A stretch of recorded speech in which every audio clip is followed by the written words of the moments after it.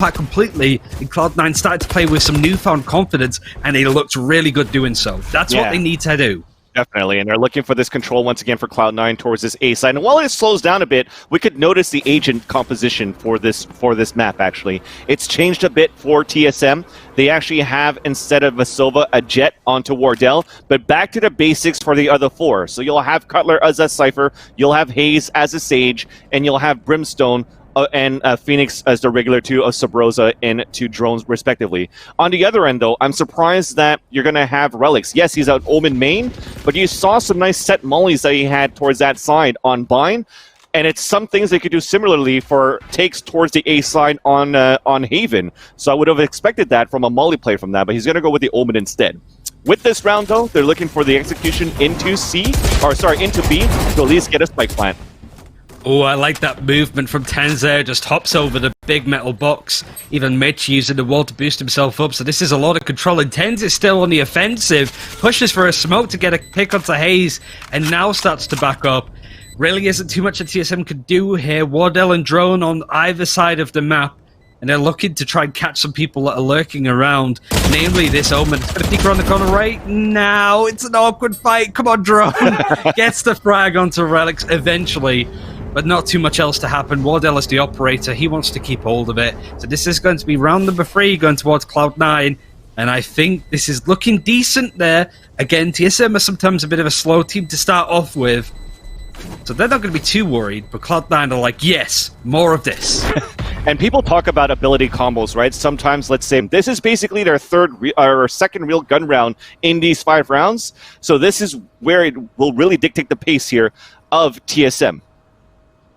And I really like Cloud9's attack, really, because they're not overly aggressively pushing onto a site. They're taking their time. Granted, they keep going B, which is kind of difficult when you have all of these defenders surrounding the site. They're even stacking up towards that direction now, just because it's been hit so frequently. But they are going to move towards double doors. They need to be careful of where Haste is positioned here. It's a Phantom, so it's not quite like a Shorty or a Judge, but it's still going to be dangerous. TenZ comes out with the ultimate, doesn't get it though. The double pick from Haste is good, and he has control of the spike. Puts the wall up at the same time too. He saw that camera at the same time, but that wall is going to give a chance for his teammate to rotate. But look at that, you also have the stage that's close by that's watching that link, but Drone picks him. You check your 50s. That's what you have to do, despite your teammate already in garage. You have to check every corner possible. So a great play.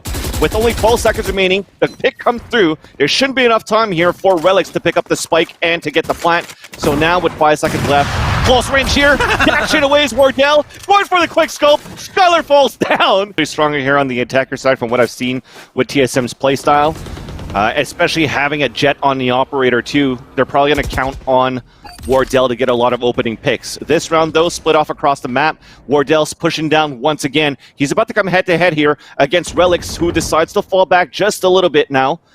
So it's going to be safe for now while the rest are still working towards his garage. It's going to be a 1-versus-1 between Hayes and Jet at that point, too. And the 1-versus-1 towards Stewards, unfortunately, is won by Mitch here of Cloud9. As they get this pick, though, they're still falling back from that, and they're looking to split into C. Garage is going to be another hot point of the map yet again from the looks of it. That's where the spike has been cargoed. Hence the security guard keeping an eye on it, but this positioning from Wardell is pixel perfect. Relics can only do so much yet again, losing these battles. Nice. But Hayes is the one that comes in through double. Even though the cyber cages kind of gave their information away, as well as the Sova arrow that was thrown there from Shinobi inside the cubby of A side. So let's see what's going to come out of it. Shinobi's giving up a lot of space now. He's letting TenZ be potential first contact, but the clomping is going to be heard. The A site is very much going to be hit. Even Shinobi spotting out a little bit, but TenZ now on the high ground with the Ghost. It's difficult with how TSM have positioned themselves. It's all over the shop, and there's a lot of damage to do. TenZ trying to take the engagement. Wardell does win it, but that wall is going to buy more time for this rotation to get stalled out. So things are looking decent from TSM. Yeah, definitely. So from falling back, you really want to play the retake now for Cloud9. So at least for TenZ to get the first kill, but the spike is still down here. That's the important part for TSM. And they're in great positions to have at least watching the flank. That means less defense inside that site. And nice tailwind coming through there from TenZ, going through the smoke, going for the backstab, and because of that, Sabrosa's on a 4 versus 1. They're picking it. He gets the kill onto Relics. Now close range onto TenZ. He runs out of bullets twice, gets the kill, but there's no time for the defuse. He did his job. Dude, he did his job. Will come into effect on these close-range battles. Even a Bulldog in the back of B for Shinobi. Things are still looking good here for TSM to overtake this site. They get the default wall towards the left side link. They're going for that plant. Shinobi's trying to run through, but he's paranoid. At least they get the plant before he gets the kill. Now they're able to fall back. Oh, he could defuse it from his angle. No! Okay, at least there's an orbital strike. But I'm for sure they heard the sound at the same time too, so they're going to have to play it really quickly here. Thankfully for a Molly to come down at the same time, and we're playing it close. We have no choice. Drone gets the kill with the Guardian. Cutler trying to spam through the smoke at the same time. We're probably going to try to play this again, and they're so close. Rosa gets 2 kills. They're going to stick on tactical, as we do allow that for this tournament as well. A tactical pause of 30 seconds for each of these teams, and it starts off with Wardell, starting with the first pick here on to TenZ. So the Jet versus Jet, Op versus, well, I don't know if actually TenZ had an Op into that round. Actually, he did, because he had it on that previous round before. It is going to be a 5-on-4 to start things off for TSM. Not the best start for the defenders, but an opening for TSM, who have been on the losing side the last couple of rounds at least. Seems the B site is going to be hit again. Oh, here we go again. This Owl drone is going to scout quite a lot from Shinobi. Drone's going to take up a lot of the space with the wall blocking on the left-hand side, so he's using the running back to scout out as much intel, maybe even get a frag, but the spike has been planted, and there's no big defensive ultimates like an orbital strike. But they have the orbital strike on this attack, so it's just a case of hold off. If anybody touches it to try and defuse, just throw all of these ultimates at them. That's right, and there's no gap in the wall either here too, so it's okay for them to play super passively. Okay, I saw what happened actually. You just saw it. It wasn't actually a gap in the wall. They actually shot it from the 4th block that gave that small gap. Now the orbital strike comes down. Mitch is actually going to die. We're even going to have some stim packs coming through too. Shinobi trying to push forward. Drone does get the kill onto Vice, then Relics trades it out. He's going to try to battle up long range here, but unfortunately Wardell stops him in his track.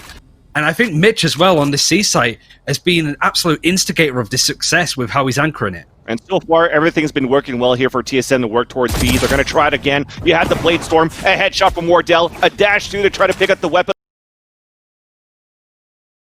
On top of that, it's going to be a Spectre looking for the heal as well, but it's all the way here towards that spike plant. So they had to wait for that. Close range, Cutler loses to Relics, who pushed all the way down towards Long C. Oh my god, TenZ continues forward through his own Cloud Burst. 2 kills with the Judge, and Wardell actually trades it back. A 2 versus 3. You want these 2 guys alive for TSM. You have Drone, but a Paranoia comes in from Relics. They have an ult as well. They have a res available if they want to, and Wardell still has it on that Blade Storm, but it's Relics that gets 2 kills with the Vandal, sweeps of the last 2, and this puts Cloud9 at serious point to eliminate. This is tense.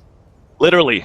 No pun intended. And that's because there's also a camera here on top of the sewers. So he fell back the first time because he got tagged. And now he's making a lot of noise, pretending like he's running back. But he's going to move forward here, and he's still going to possibly walk into the shot of the Judge. And TenZ makes it 1 frag closer to the victory for Cloud9. Spike now picked up, and the rest of TSM are still trying to work towards this A side with the Jet moving forward. And there's that information that I told you about. So Relics is going to spot 2 of those players towards long A. What can he do with this now?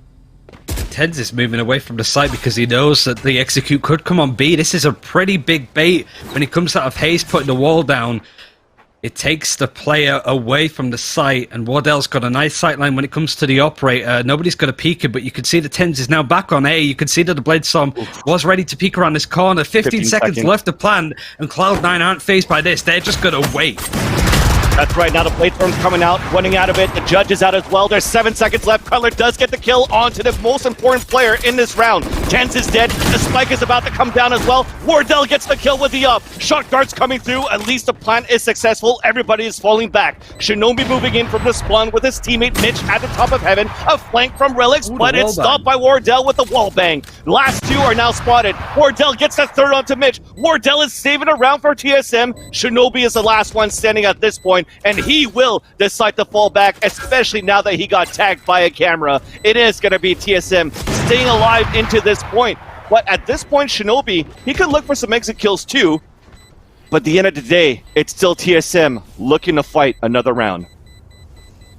There's still more Valorant to be played between these two teams. Wardell just coming in necessary at that point.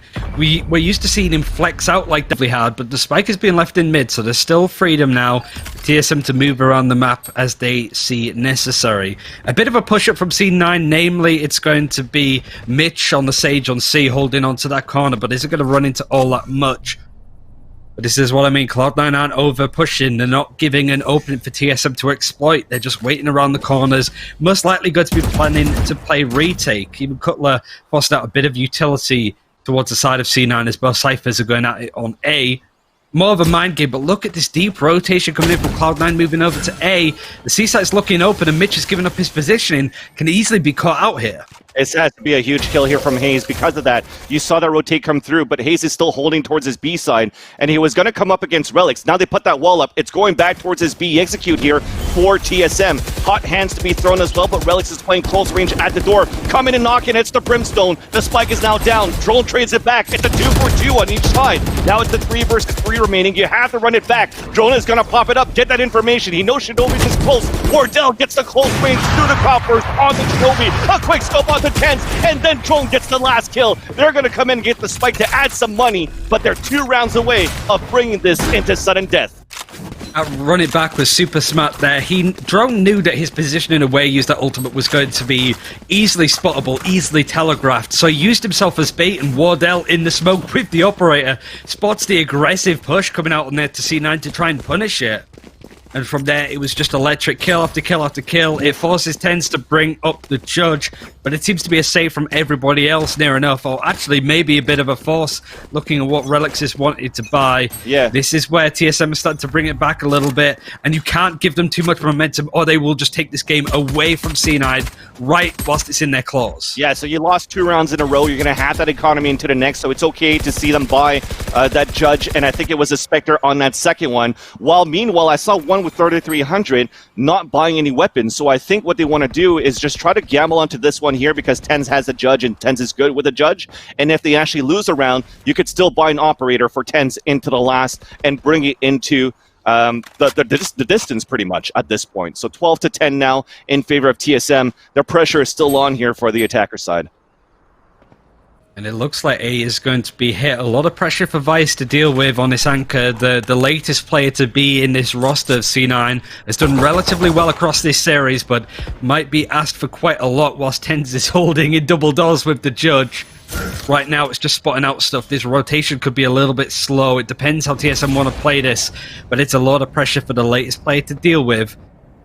That Molly is going to give up a lot of intel that they're heading that way, but the rotation hasn't come in just yet. The Cypher's going to spot it with the camera, but it might be too little too late. As soon as he spots that body, that rotation needs to come in right now. And now the counter camera is coming through from Cutler as well. And here comes the shock darts as well from the side. Vice is moving forward. But at this point, like I said, they only have pistols here for Cloud9, so it should be around coming in. Oh no, here it comes. The Blade Storm. Tens with the shotgun as well. 2 kills. Big 3. It's over. Tens with 3 kills with the judge. And they seal the deal.